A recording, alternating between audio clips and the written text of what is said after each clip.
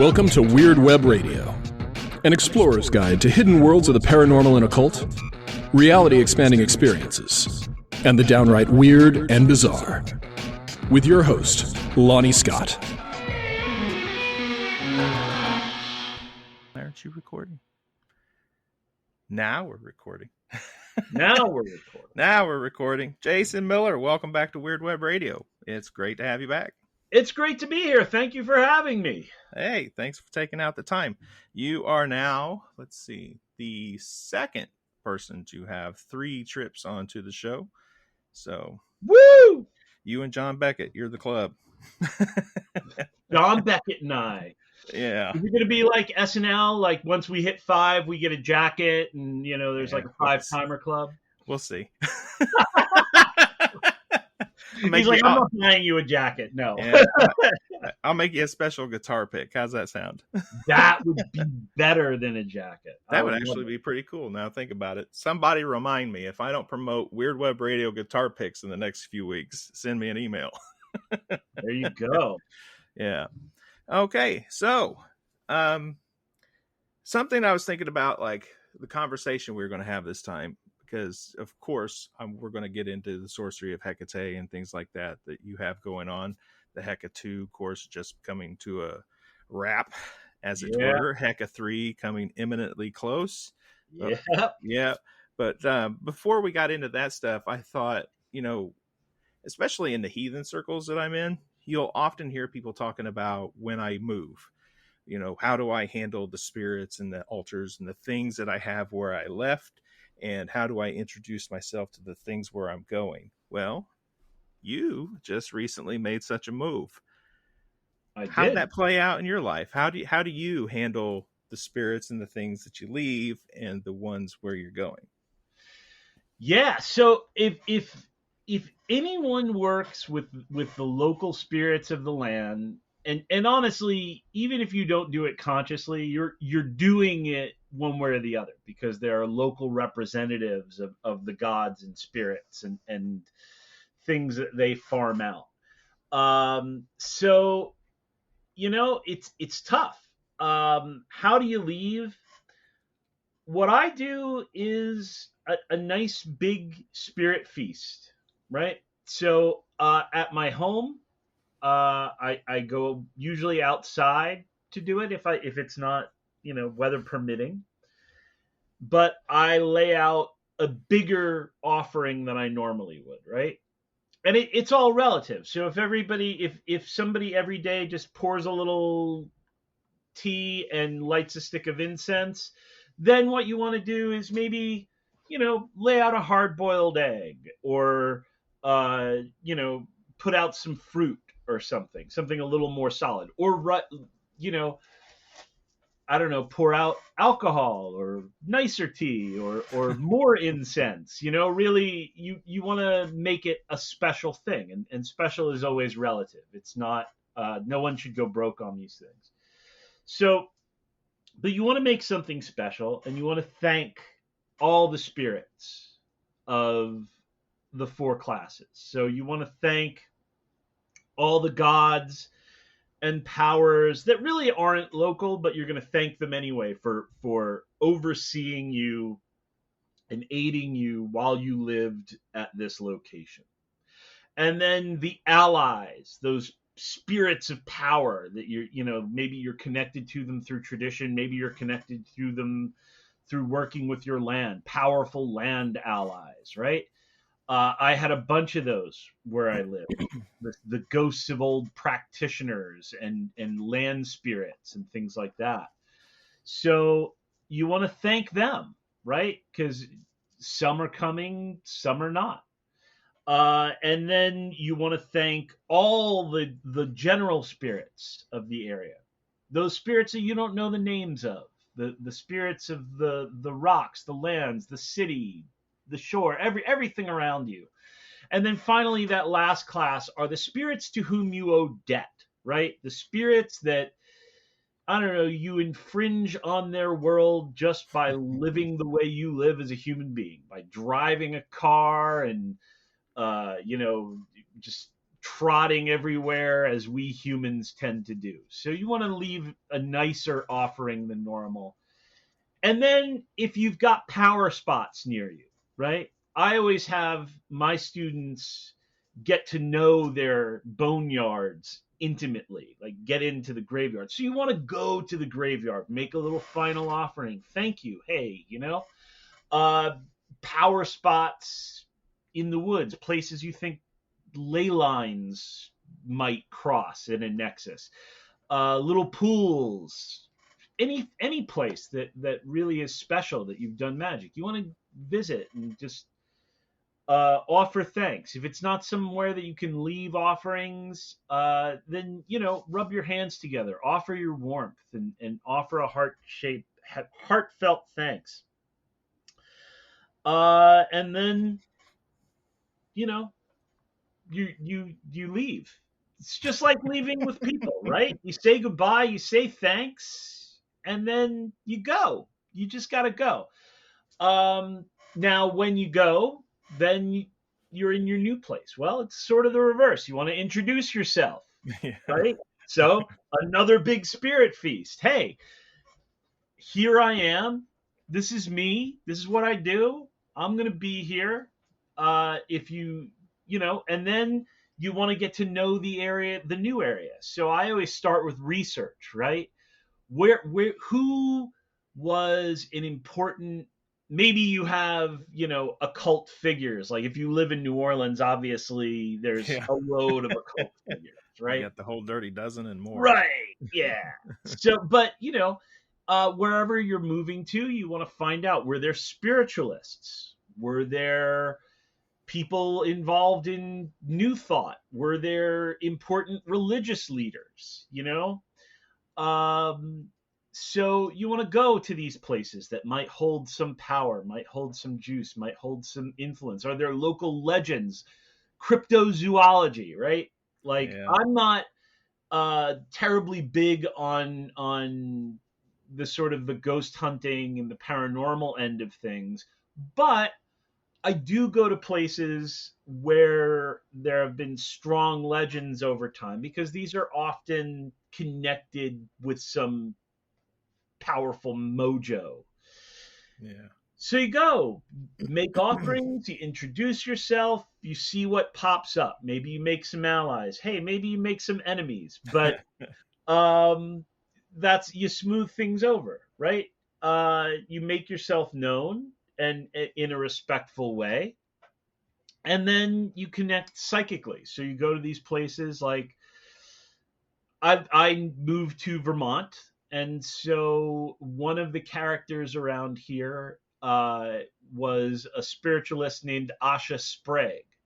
So I found her grave, which is great in Vermont because it's in the middle of nowhere. It's buried like right near Calvin Coolidge.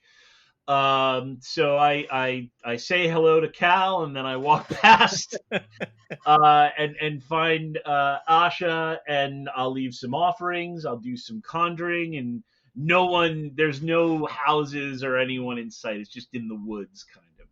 So it's great stuff, But yeah, that's kind of how you have to handle it. And then you set it up. If you had lots of like weird shit planted in your old house, it's probably good to extract that. I know when I lived with Matt Brownlee in Philadelphia, the people that moved in were probably finding like sigils in the walls and little jars of this, that, and the other thing just secreted away in closets and stuff like that. And that's not polite. It's not polite, but if it has staying power, maybe 1,000 years from now, an archaeologist finds it and wonders, right? Right. Yeah, exactly. That's like, fantastic. What happened here? What's been hiding in these walls? So when you moved into a new place, you get any, I know you're not into the paranormal side of things, but as sorcerers, we certainly deal in the land of spirits regardless. When you found your way into the new place, did something to do with the feel of it overall? Maybe just kind of the the nature of it, perhaps the feeling of near power spots, or even spirits already present in the place? Any of that part of the attraction to where you moved? Well, the attraction to Vermont, and the town in particular was the big thing. So Vermont always called to me. We started coming up here in our 20s, my wife and I, when all we could afford really were like off-season vacations. So we started, going up to Vermont in the summer. And most people think of Vermont for skiing and winter, but it's the summer is the best time here. I mean, it's just the best time here. After Father's Day, at the moment, we've got those New England black flies, so Ooh. That's no fun. But in general, it's just the greatest. And I connected with the land up here in a big way. And the air was clean, so I could do inner heat practice here a lot better than I could in Philadelphia or New Jersey. So, or Kathmandu for that matter. So we came up here, and then when I started working for myself, I started taking the kids up for the whole summer because we could rent a place up here. My wife would come up on weekends while she still had a day job, and we enrolled the kids in summer camp up here, and they just loved it because it's old school summer camp. It's all outdoors, all, they were little, so it was like outdoor activities overseen by like bored teenagers. So basically they could just do whatever they want to do. Whereas in New Jersey, everything was like, professionally done. The kids were allowed outside for 15 minutes if it was over 90 degrees. And when is it not over 90 degrees? So this was like, awesomeness and old school chaos. And we just started to develop connections with people. Right? More than even spirits. Now, when it came to the house, finding an appropriate house up here was difficult because this in particular is a ski town. So we came up to see one house, and it turned out not to look anything like it looked online. So I did a Cyprian working because, we were up for a house hunting weekend, and I did a Cyprianic working, and it was like just shortly after that working that the realtor called us up and said, a house just became available, and I think it fits the bill. Let's go take a look.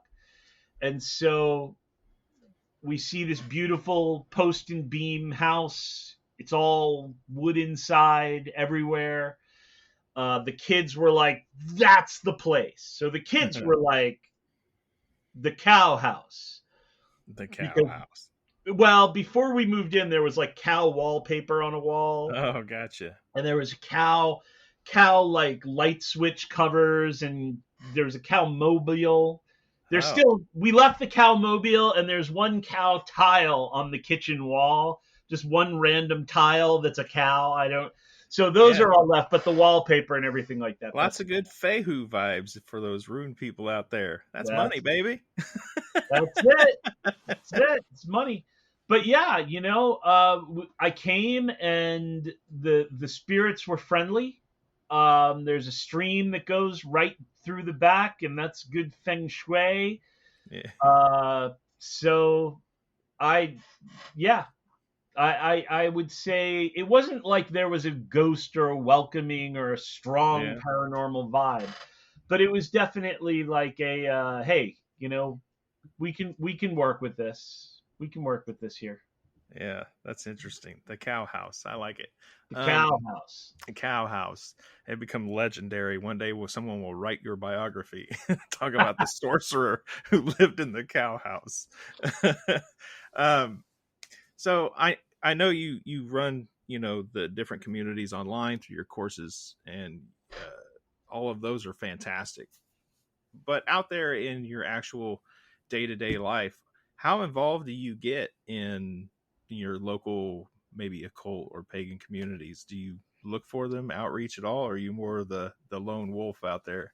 Oh, so almost zero. really, like almost zero. There's here in Vermont, there's really not much of anything. There's Dharma communities out here. So my involvement in Tibetan Buddhism has put me in touch with some Dharma communities out here.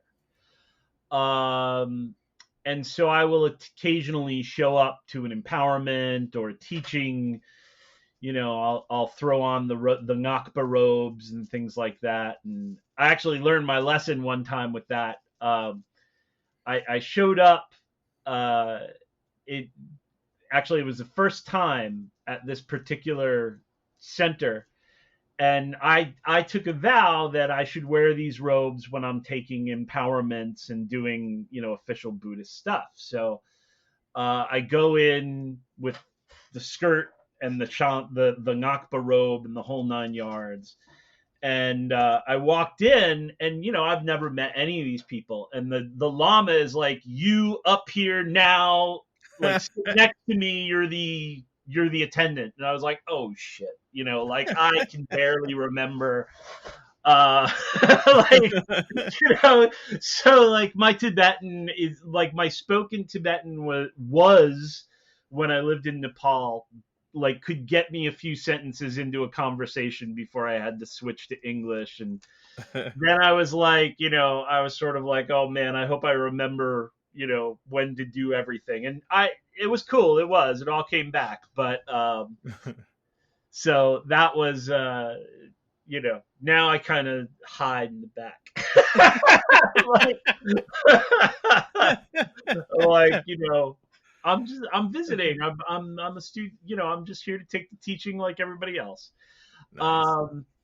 So that was kind of weird, but yeah. So even when I lived in New Jersey and there were a bunch of communities, I had my friends. Mm-hmm. So I would visit Deb Castellano and Zhao and other friends in the area of some people that I started Phalasis with in Philadelphia.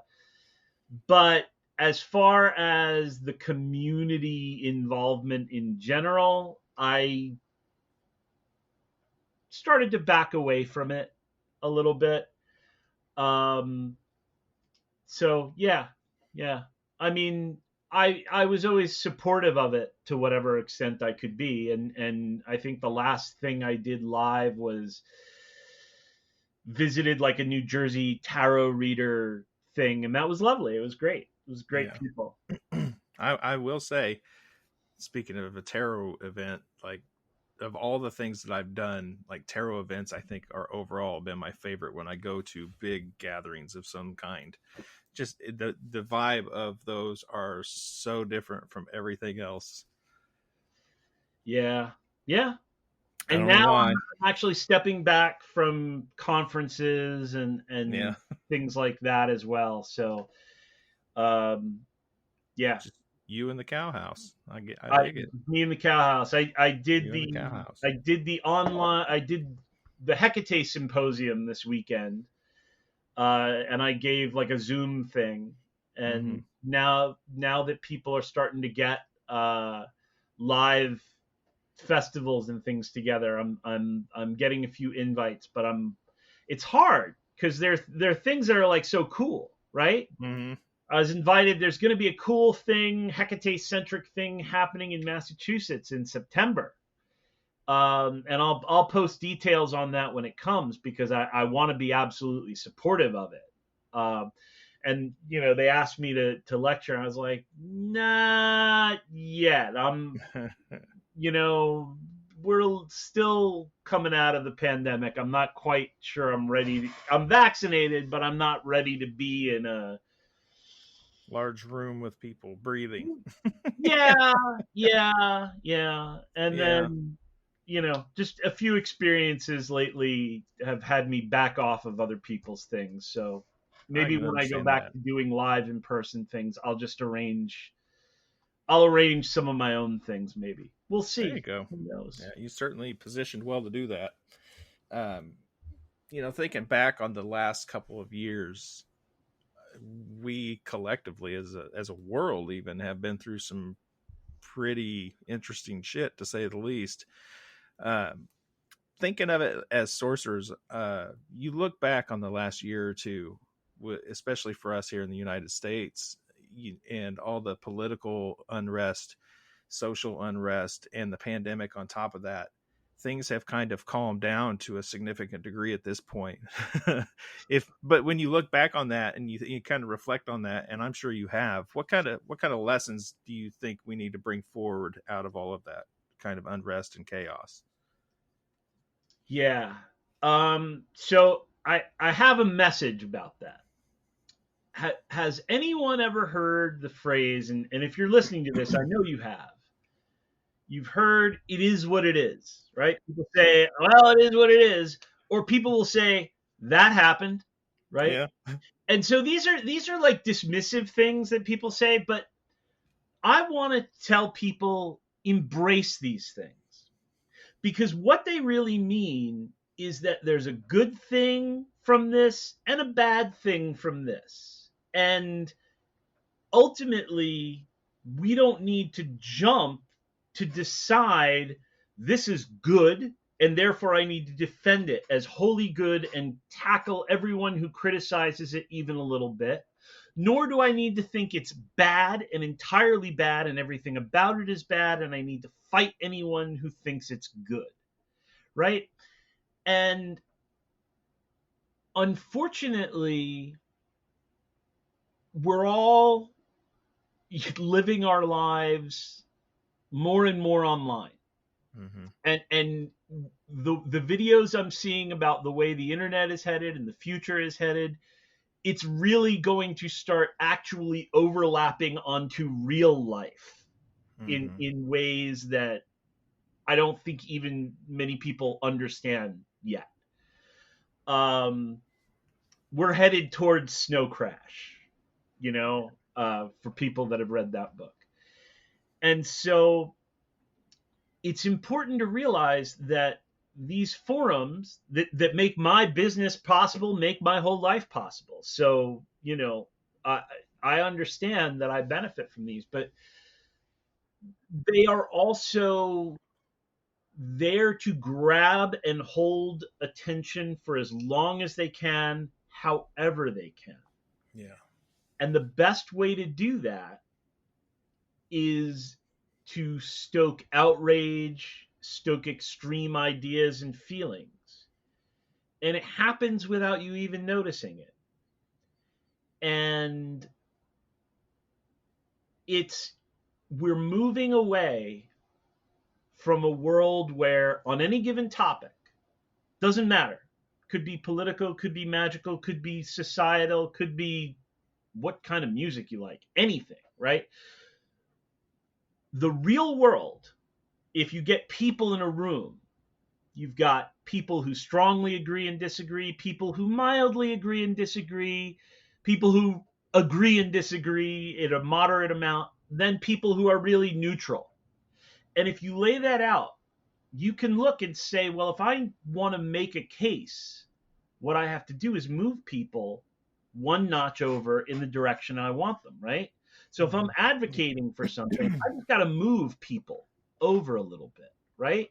Get the neutral people to mildly agree, get the mildly agree to agree, get the agree to strongly agree.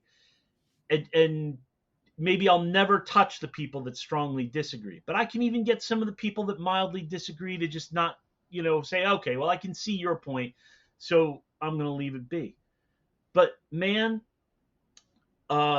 if we keep drifting to where everyone has extreme feelings about everything, there's no spectrum anymore. It's just everyone agrees strongly or disagrees strongly. There is no middle. And if you talk to people on the other side, that's traitorous, right? Mm-hmm. You can't do that. Those people are evil and wrong. And this is where we're headed. On every front, this is where we're headed. Yeah. And it's scary, and I'm not keen on it. And I guess the first step is, for me, meditation. Dzogchen is all about just seeing the world as it is, right? If I hold up a mirror, and it's reflecting flowers, everyone who looks at it is going to say, oh, flowers. If I hold up a mirror and it's reflecting a big heaping pile of donkey dung, people are going to be like, oh, gross, it's donkey shit. But the Dzogchenpa, or anyone who just trains themselves to say, it is what it is, or, well, that happened, is going to look at it and say, that's a mirror. The mirror isn't changed by reflecting flowers or donkey poop. Yeah. The mirror is reflection. And if you can start to live that way, to see that there's good and bad in everything, right? You can start to see, like, we pay a lot of attention to things now that we didn't before, and we need to pay attention to those things because there's a lot of injustice that happens around them.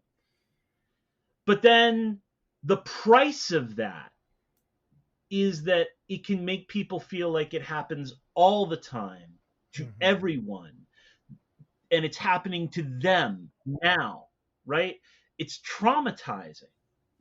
Now, does that mean we shouldn't pay this attention? Absolutely not, because before there was no justice.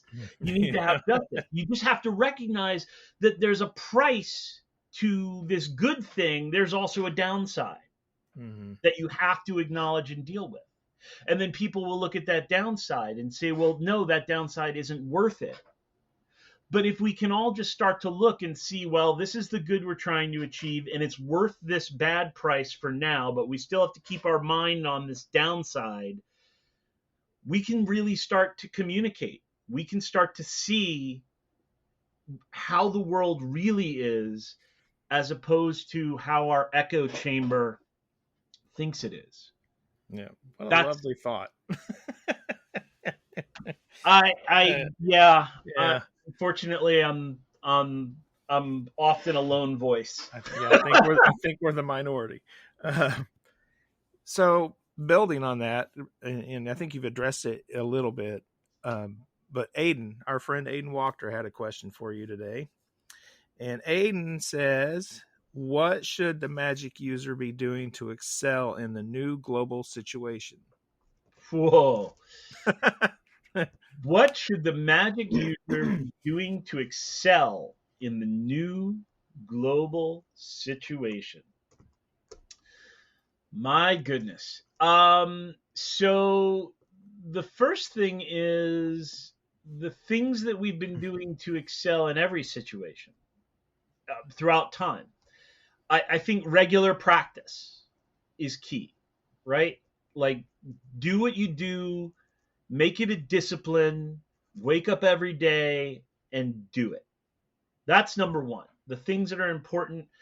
If you do these small things every day, then you can start to look at some of these really long ceremonies and things that are really designed for people who don't have a regular practice. And you can be like, well, actually, I don't need to do a week of purification and abstinence because I have a regular practice that taps me into this, or a regular purification, or a regular spirit sight practice, or a regular inner fire practice. So I might not need to do 3 hours of staring while I demand that the spirit make itself known, because I do a little something every day to see the spirits, right? Right. So that's number one. The stuff we've always done, you just want to keep doing it. But the biggest thing, see, I think most people who do magic are good at doing magic. Like, they can get results enough of the time. Nobody gets results all the time, but they get results enough of the time that they know that they're doing stuff. And yet, so many people, myself included when I was younger, look at our lives after 10 years, 20 years, and we've got a whole collection of, I did this spell and this happened. I did this spell and this miraculous thing happened, right? Yet, why isn't life looking like I have these things going on? And that's because of the way we aim it. We don't aim it wisely necessarily. This is where the strategic sorcery thing comes in. It's just, people have to figure out that they need to aim it at something worth enchanting. Like, if magic can affect minds and probability, you got to aim it at minds and probability that are worth affecting, right? That will build something long term, as opposed to just fixing stuff that goes wrong. So using it proactively, blending it in, not just doing the mundane work to support the magical work, but really blending these things together so that there's no difference anymore. That's sort of key. Like, if you want to get your business booming with magic, you've got to learn how to run a business. Otherwise, you're just throwing magic at something that is constantly floundering because you don't know what you're doing. You know, think about it. You've studied martial arts. You can do magic to win a fight, and maybe it'll help. Maybe it'll befuddle your opponent, right? And maybe it'll just get you lucky, right? Right. But your chances will go up way higher if you actually know how to fight. Right? Now your magic is like, oh, I've got something I can sink my teeth into, right? Like, this guy knows what he's doing, and now he's using magic to boost this. Now we can really kick some ass. So that's the second thing. And then the last thing is, you've got to, everyone, I'm 48 years old. And even if you're listening to this and you're super young, you're going to find out that it doesn't last. You won't be. One day you will wake up and you'll be old. That's a fact. And the whippersnappers will be doing things. And it happens a lot earlier now because of technology than it ever did before, right? So the key is, whether you think it's good or you think it's bad, you kind of have to get involved at least a little bit with every new thing that comes out, or you won't understand it. So let's take cryptocurrency. This has been like a year of cryptocurrency craziness, right? Yep. If you were to ask me, do I think cryptocurrency is a good thing for the world? I would say no. Overall, no. I don't think decentralized finance is a great thing for the world. Do I hold cryptocurrency? I do, actually. It's got good things and bad things, so I'm holding some to take advantage of some of the good things. Should the dollar collapse, I'll have some small decentralized, currency. People in Argentina, man, some people I know were saved by holding cryptocurrency. Like, their lives significantly improved.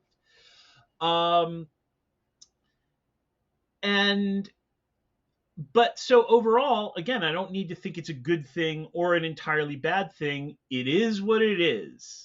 It happened. It's happening. So understand it.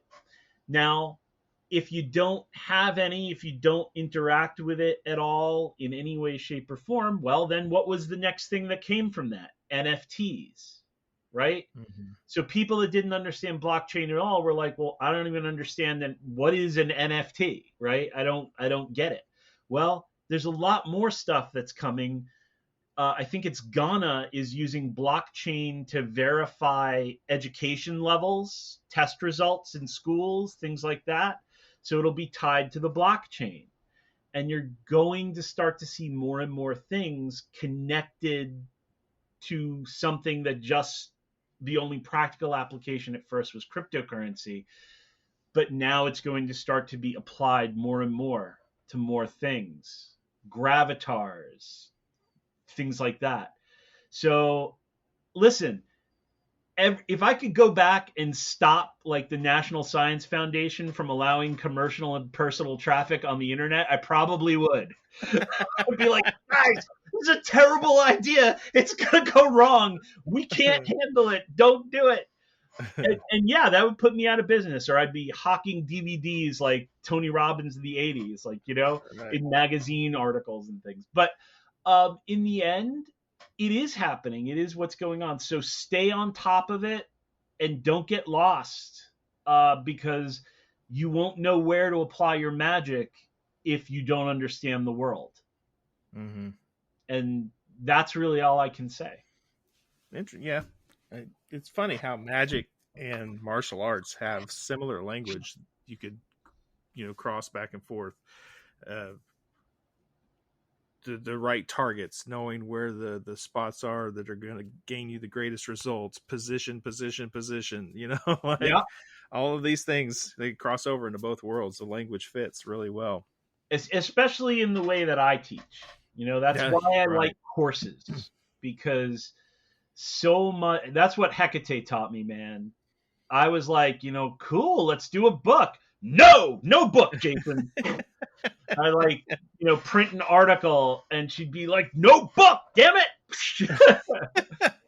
Then finally, I put a little bit into protection and reversal magic. So like, look, these things fine, but in general, this is not like what I'm teaching you is not to be put in a book where people can think, okay, I know this, I'm going to put it on a shelf now, and if I need it, I just take it down and do it.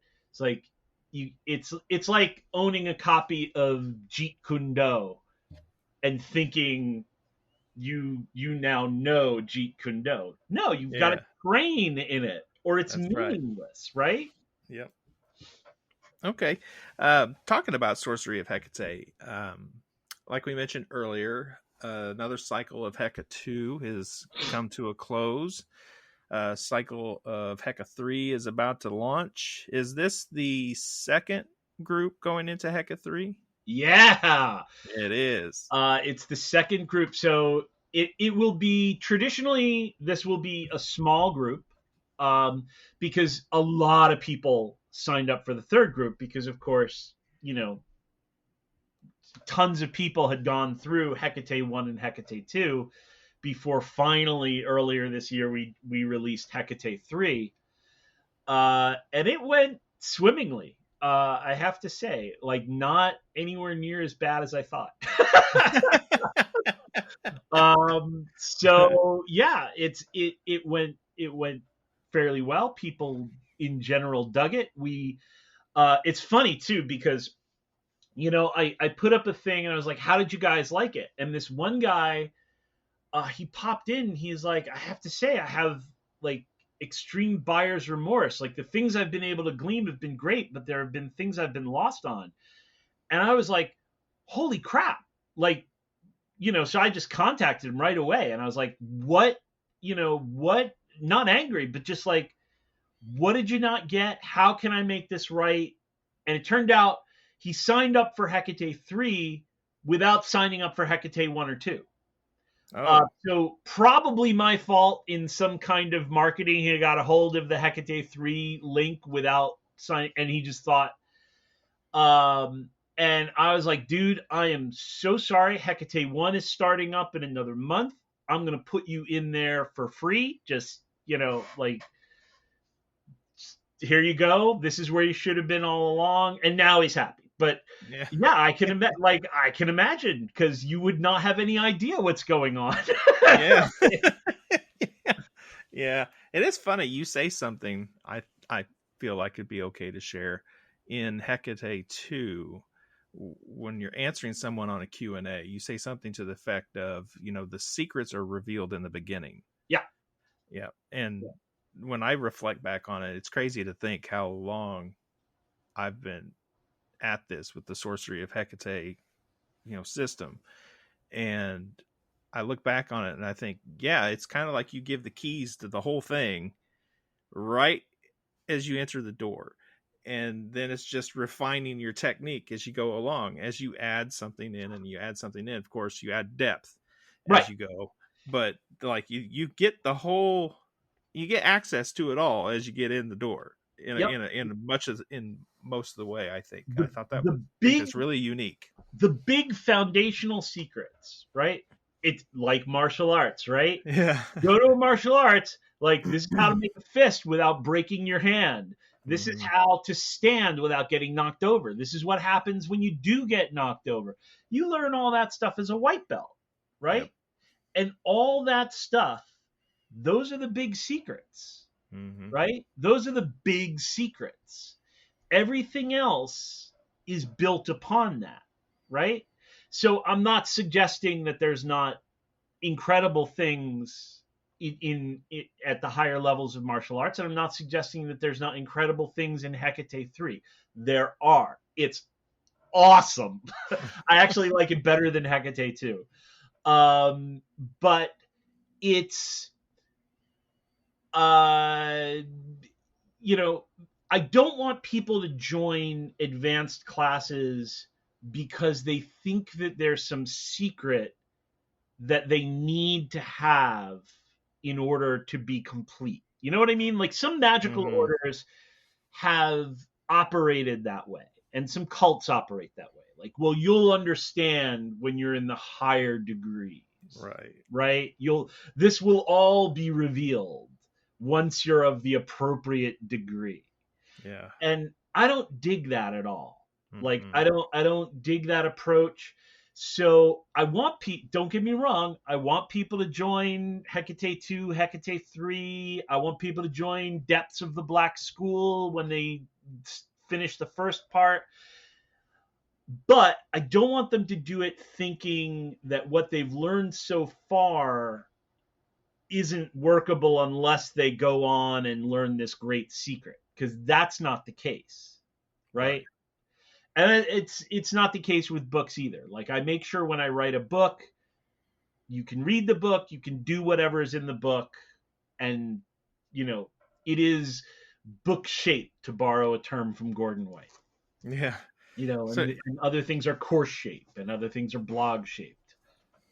so you've been running the Sorcery of Hekate courses for a while now, and through the Q&As that you do with the each course and cycle, you get a window, I think, into not just the mindset of the individuals asking questions. I think you get a unique window into how the system that you've developed and shared is actually shaping and I guess, as you said, some things are book shaped, course shaped. Over time, that course is going to take a different kind of shape. It's going to be more fluid, I think, and reflected back at you since you do this Q&A. I mean, at this point, when people go to join Sorcery of Hekate, and they're obviously getting the things that they learn, you as the one facilitating this, what is your wider vision of this now? You've got 3 levels of the course. Like, what is it that you think you've created and you want to do with it at this point? Well, I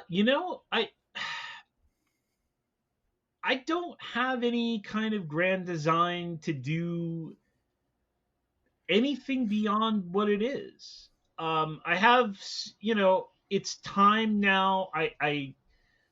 I had in my 30s, right? Like I made a list, a definite campaign for like, this is the stuff I want to have done by the time I'm 50. And I knocked off everything on the list last year, right? Like actually 2019. I completed the list. And so I started looking at, okay, by the time I'm 60, right? And so I am now starting to look at how do I make this work if I get old, like really old and infirm, or if I, suffer mental decline or something like that. How do I set this for my kids maybe to inherit? And they're not me, so they can't do the Q&As. And so maybe I'll create facts or something, right? So I'm starting to look at that kind of thing. But as far as like global movements or churches or cults or things like that, I don't know, maybe I'll change my mind, but I get my nightmare is to like wind up a cult leader or something like that. That's So funny. I try. That's why I run everything like strictly as a business. Like I've had some people be like, can't you just create like we send you $100 a month in perpetuity and we'll just take everything. And I'm like, no, let's keep it down to this is the class I'm signing up for, so that you've signed up to pay me X amount in exchange for X amount of information, and there's no misunderstanding, right? And there's nothing owed. Like I'm not going to be like, well, I could use a little more help, donations and things. So I don't know. I look at how these things go, and I'm sort of like I'm happy with the way it's run. I like running it like this, and I'm a private person too, so I don't interlace it with my life very much. It's not that I don't love my students, but I don't get like up in their lives in business, other than in the context of a question they ask, right? Sure. So I stopped doing one-on-one consultations or spiritual work a couple of years ago. So, I do my job. I create what I create, and I stick to my commitments, and then I belong to my wife and kids. I dig and I don't know. It's boring, I guess, but it's not boring. I think it's a great way to sum that up, because one of the criticisms I often see online, especially as the Sorcery of Hekate has gone on over the years in particular, you will see people kind of accusing you of trying to position yourself as a guru or something. Yeah. And without even bringing that up, I wanted to just give you the opportunity to illustrate what I already know, that this is not at all what's happening. Not even remotely close. You're not trying to set yourself up as a figurehead. You're teaching people how to develop their skills and enter into a system, and empowering others to do that. It doesn't require anything from you once the lesson is taught. and and that's it. I want people to live great lives and do awesome stuff. I had someone wrote me yesterday, and they said, I forget what class it was. I think it was a black school they signed up for. They said, when I signed up for the black school program, it was a financial stretch for me, but I could do it. And through the work of the black school, I can now say I can afford for the next 3 classes that you're running this summer, like the Black School Level 2, Sorcery of Hekate, Purba the Razor Nail, but do you think I could handle all the work from all of them? And I was like, well, first of all, before I even say whether you can handle the work, which I can't really say whether you can or you can't, I could say if you don't have a background in Tibetan Buddhism, handling Purba on top of the other 2 things would be difficult at best. So I would recommend, maybe 2 or 1 rather than all 3. But the main thing, I read it and I was like, that made my day to hear that you took the work, you did the work, you applied the work, and you got great result. That's all you can ask for as a teacher. That's it. That's it. And that work is hers too. It's not mine. It's not something that I take credit for. I'm overjoyed that I was able to help, but ultimately the work that she did is hers. Yep. So, hey, listen, folks, if you're out there and you're thinking about getting into the Sorcery of Hekate in particular, there's a lot of great lessons waiting for you. And I know you've heard us talking about Hekate II and Hekate III. They obviously go in order. You have to finish one to get to the other. But it's a journey that I want to highly recommend anyone out there who's been on the fence about joining this program to check it out. To at least try the first Sorcery of Hekate when it becomes available, and see what mysteries unravel for you. It's been an excellent journey for me. Going to open up late June, early July. So registration will open in June for Sorcery of Hekate. Nice. I'll make sure that everyone has access to links in the show notes for that. And then we have what I call the Hekate shuffle, the people coming into 1, people from 1 going into 2, the people from 2 going into 3. And also there's no pressure. You can always jump into these things later. So it's, when people are like, I got to do it now. Like, no, you don't. Nah. They'll run again. They always run again. So It's not, there's no sign up now before it's none of that. And if you act now, right. Yeah. you get a free skeleton key. Like if I say I may not run this again, it's because I really I may not run it again. And then I may decide to do it if it was a success. Like Hekate 3, I was like, I don't know if I'm going to run it every 6 months. Like I don't know. So people that really wanted in signed up, and now I decided, it went so well. Let's do one more roll. Yeah, round, roll, whatever. It's an R word. It's one of those R words. A round roll. So yeah. Yep. So I know you've got a new book manuscript you've turned in. I have. To the publisher. What is it that we can expect coming from you this time? This is called Consorting with Spirits. And I kid you not, right now, as you mentioned this, Weiser just wrote me to say it was officially accepted in their board, like at this moment. Because I actually wrote yesterday, I was like, we're working on a cover and stuff, so I guess it's going all right, but we move slow. And I used to publish with New Page, and then New Page was acquired by Weiser, which is great for me because I was thinking about running to Weiser anyway. So it was awesome. But they move slower. And with the pandemic, I think slow became glacial.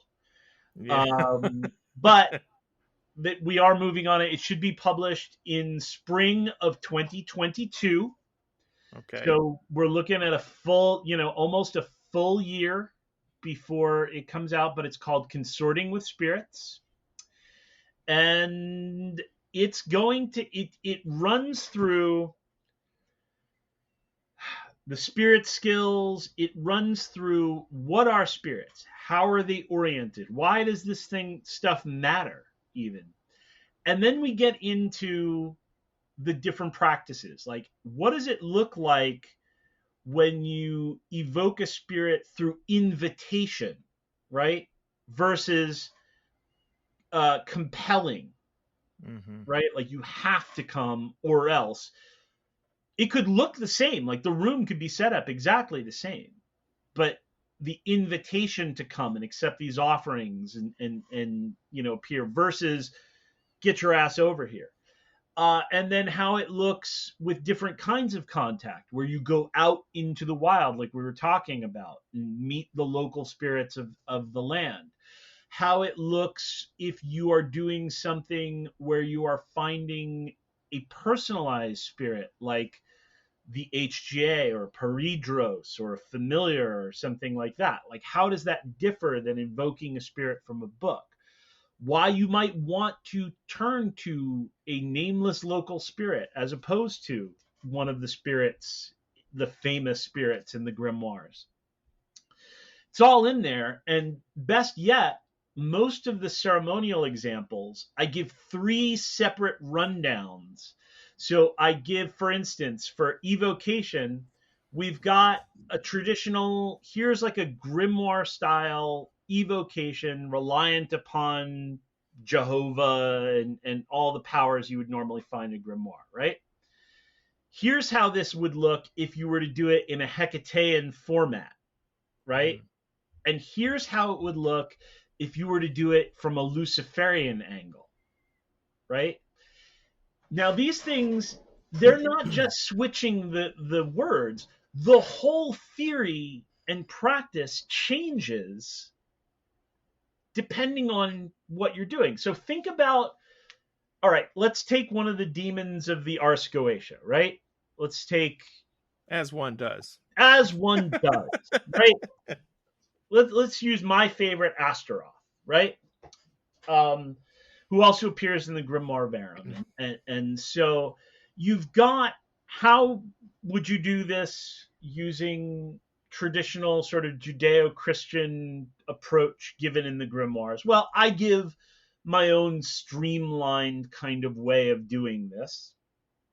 But when you were to do it in a Hecatean form, right, you can't just do the same thing, because that seal and those powers, that seal is dependent upon the powers from that book that it was bound to that seal under, right? So if you change the powers that you're invoking it under, is that seal still valid? And if it is it still working in the same way?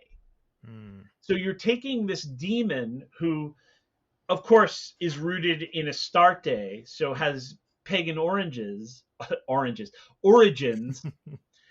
but you're using now Hekate to evoke it, which, of course, there's precedent for. There's a tin seal from, I don't know, the 2nd or 3rd century that has Solomon on one side and Hekate on the other. But still, in all, it's very different than the sort of exorcism formula of the Ars Goetia of like, get up here or God's going to kick your ass, right? This is get up here or Hecate's going to kick your ass. Now, so it's a little different. Now, what if we switch it to Lucifer? Well, now this is the powers of hell calling up the demons of hell. So your boss is going to kick your ass instead of the enemy the opposition is going to kick your ass. Like, these subtle differences change the whole ritual. The same thing if you were to do it as an invitation or anything else. So I run through these kind of 3 threads get braided together in the book. Not that I want everyone to jump between these, but it's there to show how these principles work in all of these formats, which, cover how a lot of people are working these days. Yeah, that sounds fun. It sounds interesting. My favorite part is it doesn't sound anything at all like the book I'm writing, which makes me happy. We are not on the same wavelength, but they are going to fit together so well. I dig it. Excellent. Yeah. What are you writing? Mine is very loosely titled at this point. I told my publisher, Llewellyn, that I really want it titled Sorcery and Spirits. And it's dealing with magic and haunting specifically. Okay, cool. But approaching haunted places. Well, first, recognizing that haunted places aren't so different from sacred places. Yeah. That what you're dealing with is something in physical reality that is intermingled with the other world on some level that you can experience activity, and how to work with that as a magic user, as a sorcerer, rather than a paranormal investigator or something like that. How do you tap into those energies? How do you use them to your advantage? What mysteries might you find revealed there? How do you figure out what's doing the haunting, as it were, and what even is a haunting, and how do they occur? And I'm really excited for people to get their hands on this one. That's how you gain allies. It's a great way to do it. And I say it right, the intro of the book, it's your fault. The first time you're on the show, I asked you, what would you do to help somebody with a haunting? You said, I'd tell them to contact Lonnie Scott. and the thing is, it's like we've talked about, there is this sort of disconnect sometimes between the paranormal community and the magical community. So if you can bridge that gap, that would be great. Yeah, we'll see.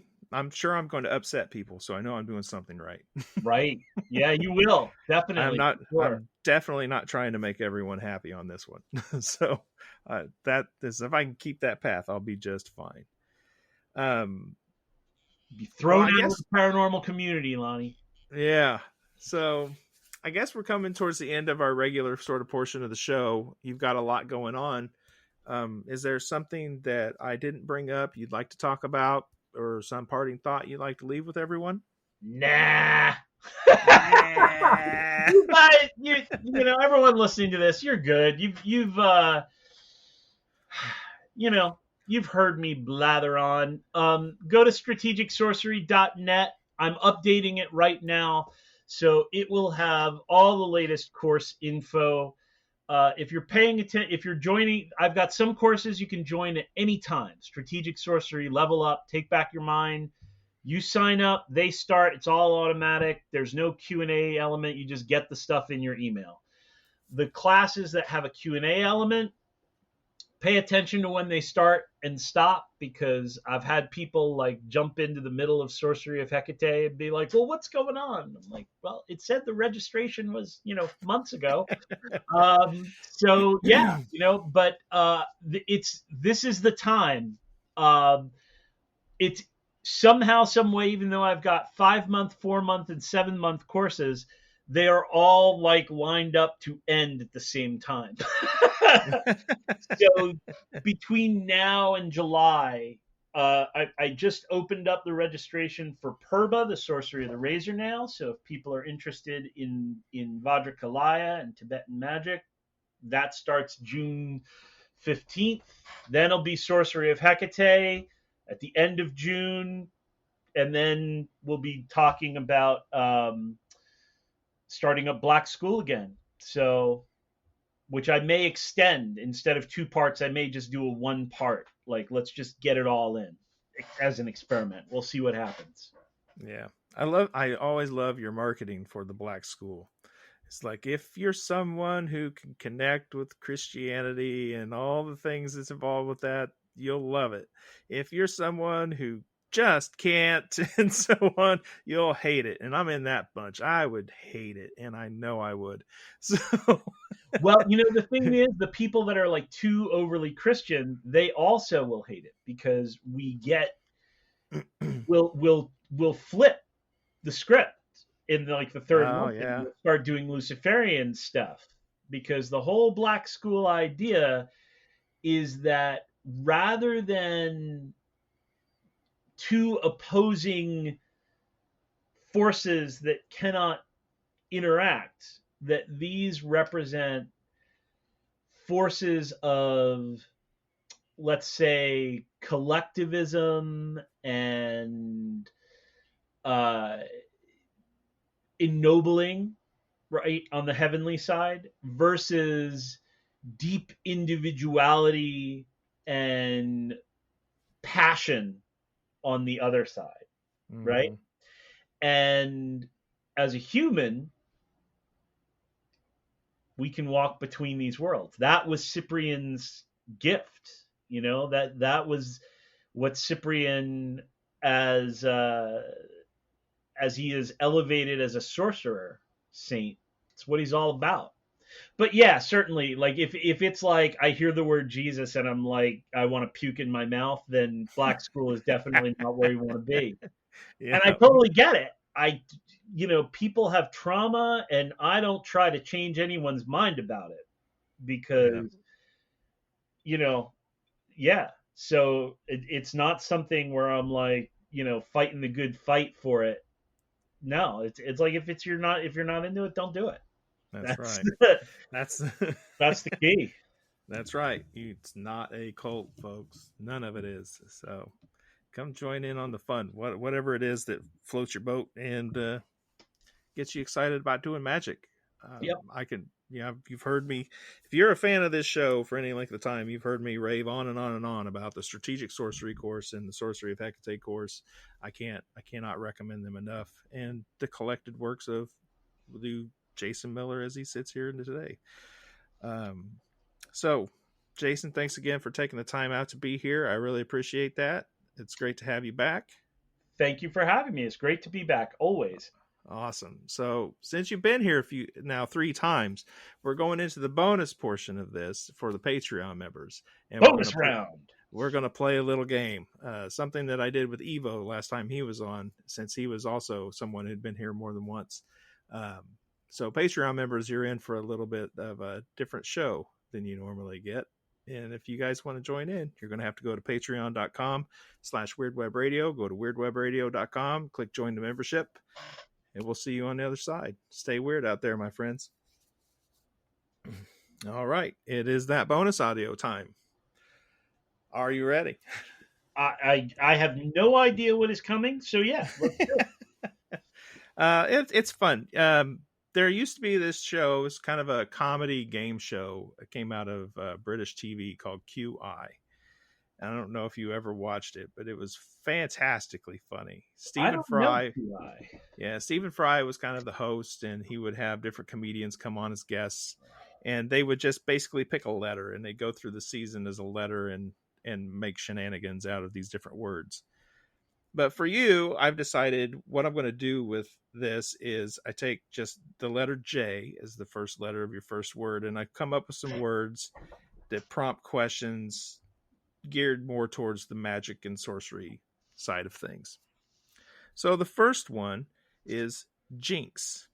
Do you want to hear how they just answered that question? What famous person's resting place would you most like to visit? That and many others, including what they think about the afterlife, what they may or may not do in cemeteries, what are their traditions, magical practices that have to do with the dead, folklore that surrounds their homes, and so much more, available for only $5. $5 a month. Even if I make more than one episode in a month, it's still just $5 a month at patreon.com/weirdwebradio, or go to weirdwebradio.com and click join the membership. You can find me on Instagram at weirdwebradio. You can find me on Facebook as Weird Web Radio, or come join the new, fun and exciting Weird Web Radio Facebook group. Thank you again for being here. Stay weird out there, my friends.